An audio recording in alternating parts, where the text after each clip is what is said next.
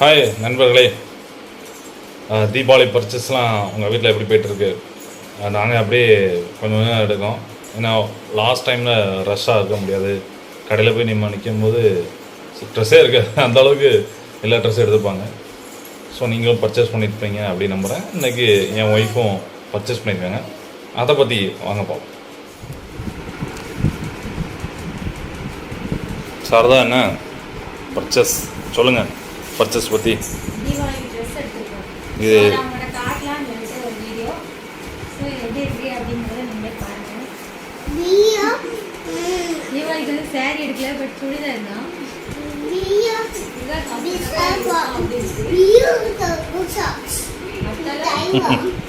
பையனுக்கு நல்லா அது காமி, ட்ரெஸ்ஸை காமி. ஷர்ட் ம் ஷர்ட் ஸ்டாண்டு பிஸ்கட்டை காமிங்க.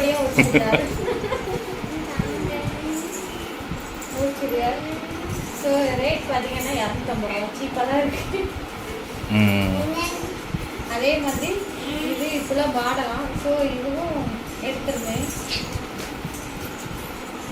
இது 550 ரூபா அப்படின்னு சொல்லிட்டு எடுத்தேன். நல்லா இருக்கு. அப்புறம் பாப்பாவுக்கு வந்து இந்த மாதிரி இதுவும் 250 ரூபா ரொம்ப கம்மி தான். ஸோ என் ஹஸ்பண்டுக்கு எடுத்தது. ஸோ அவங்களுக்கு ஃபேண்ட் எடுக்கல, சட்டை மட்டும் போதுன்ட்டாங்க.